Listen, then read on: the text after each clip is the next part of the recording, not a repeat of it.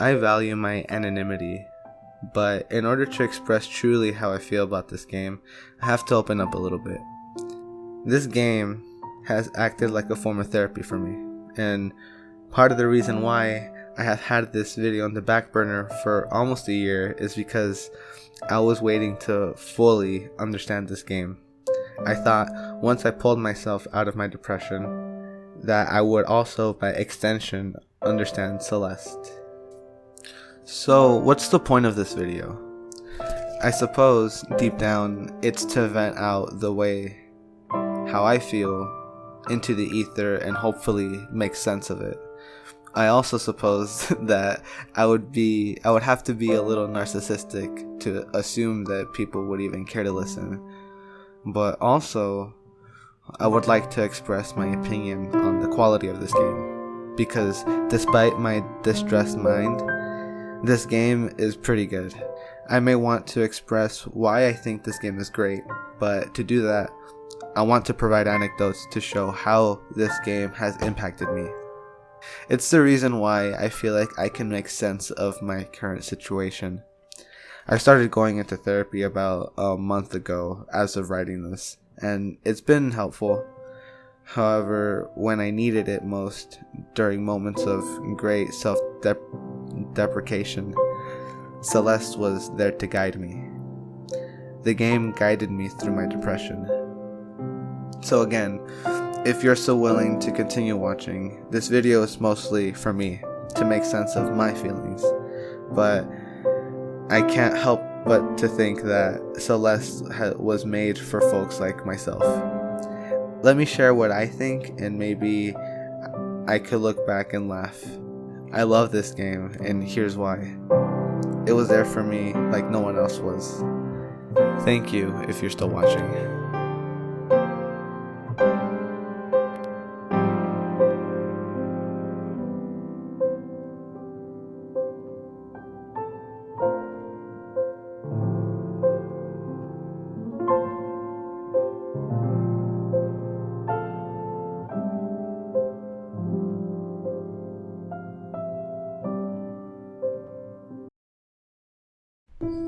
So,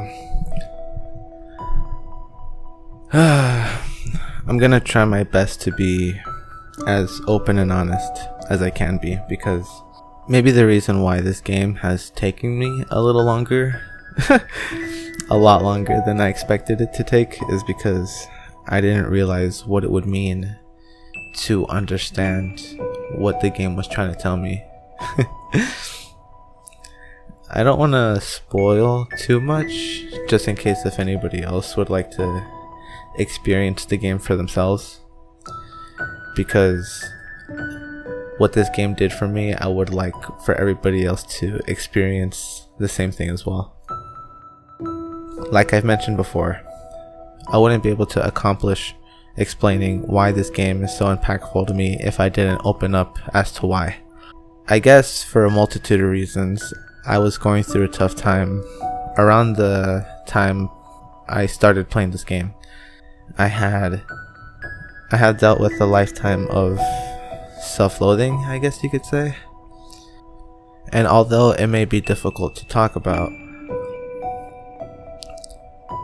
I think it's important because it's exactly the thing that Celeste addresses in its narrative. I'm gonna just speak honestly what I think about the game, because people play games for different reasons. I play games because I like to feel immersed in the world that the game tries to create. The world building and having a cool cast of characters is, I think, my favorite. It's one of my favorite things. But for this game, I didn't know what I was getting into. I knew it was a platformer and that it has some pretty cool music, but otherwise I didn't know what I was getting myself into. I thought I was just playing a game to distract myself. I was having probably a panic attack that night. I'm not so sure anymore, but that sounds right considering when I first started playing this game. But weirdly enough, it seemed kind of like destiny or something along those lines, because the game opens up with dialogue from Madeline, the main character, from Madeline to herself, asking herself, why are you so nervous? Just breathe. Like, it's stuff an anxious person would tell themselves regularly. So it was a weird feeling that I got, that this game was somehow made for me, or made for people like myself, which is cool. I think, to cut to the chase though, on why this game is so impactful to me, I have to wonder, when this game was first being designed, if they had the intention of impacting people in such a great way. Like, did they mean to do this? Because video games can be a lot bigger than themselves. It just depends on how good they are at invoking emotion. Moments like that can really determine if a game can become somebody's favorite game. But the main character is a girl battling depression and anxiety, and she tries to solve her problems by scaling up Celeste Mountain. I don't see how a lot of people can't relate to that, and that's how depression can feel sometimes. Just to give context and I guess back up my words with at least something, I've gone into therapy for like 2-3 months, and it's tough. Like, it's really tough to go into something and say, this is a part of myself that I want to change. I don't quite understand why I'm this way to begin with, but I need to put in work into changing it, because clearly it's something I dislike and I need to get down to it. And that's a lot easier said than done. It's mentally, like, it feels like mental labor, and a good equivalent to that is, climbing up a steep, hard to climb mountain like Celeste Mountain. the later levels are hard as hell, but that's no accident. Like, clearly it was designed that way to metaphorically represent how hard it is to overcome your depression. And the game doesn't shy away at all at making you try and try again. And I'll give a few examples of more detailed examples as to why this game is super about, depression. I would like to highlight Celeste's moment Madeline's moment with Theo. Theo and Madeline get to know each other, and she describes how depression feels like. But before I highlight that moment, I want to focus on perhaps why trial and error is so important in this game, because that's how it feels like when you're trying to better yourself. You don't really know what is the right thing to do, so you just have to try and adopt different, behavioral traits. I don't even know if that makes sense. Something that I want to focus on at least is Celeste's level design. It's really difficult, but the game gives you a lot of control over your character, and it's actually pretty fun to try over and over again, even if you keep dying. I also found that the music is really, it's really good, so I didn't even care. The longer I stayed in a level, it was just as fun as beating something, because you always felt so close. And then when you do beat something, when you do complete a platforming section, it's super satisfying. I have so many moments where they're so difficult. I haven't completed the B side, the C sides, but I hope to one day. Something that I've always appreciated in this game is how it tries to approach its storytelling.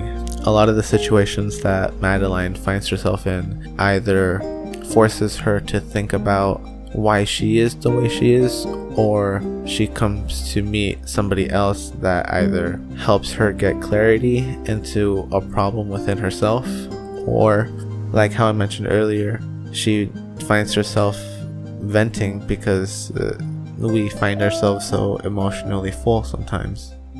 And I think one of the more important relationships that we see in this game is Madeline with her dark doppelganger. And I think to fully understand why Madeline comes across this doppelganger, we need to understand that Celeste Mountain is a special mountain. It's a mysterious and magical place that brings out aspects about the climber, and it manifests these aspects into a physical form, I guess you could say.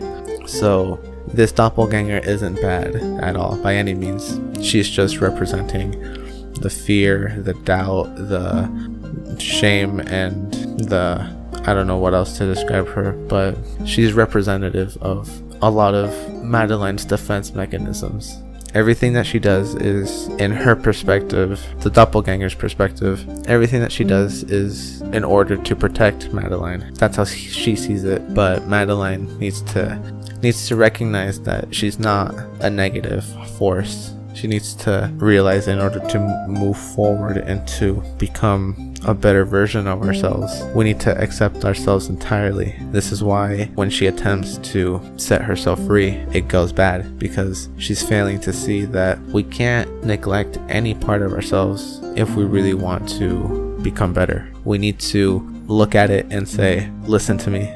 You can't have your fear running your life, and you can't be running away from your fear. And we get to finally see, I forget in which chapter or in which level, but the moment that she begins to embrace herself entirely is when she, unlocks hidden potential. And gameplay wise, yeah, this gives us an extra dash. But if we try to relate it to our lives, I think it's still the same thing. We get to be better. We get to not be held back by any fear. And I think that's a great moment in the game, because of all things that this game taught me, that was the most important thing. That sooner or later, I think we have to accept ourselves. That's just the one thing I needed to learn personally, because there's no way we could happily live and still hate ourselves, you can't hate yourself and then not expect to eventually, and this might be dark to say, but I don't know, I feel like we'd kill ourselves eventually. You just can't live like that. And so there's so many other moments in this game, and so many interactions that Madeline has that are so moving. I feel like for people who have already beaten the game, you know what I mean when I say that. Granny is such a good character. And I'm glad that Mr. Oshiro gets better, and I'm glad that we at least had Theo by our side, because along with a lot of things that we have to do for ourselves in order to get better, sometimes I think that's still hard to do just entirely by yourselves. Nobody owes us anything, but that's probably why we shouldn't take for granted the support that we get from our friends when we are down in these moments. I know that I have my friends to thank, and they know who they are, but yeah, I wouldn't be happy if it weren't for the help that I got. And everybody reaches the summit eventually. I really believe that. And again, I won't spoil what happens when you reach the summit. Just know that you do.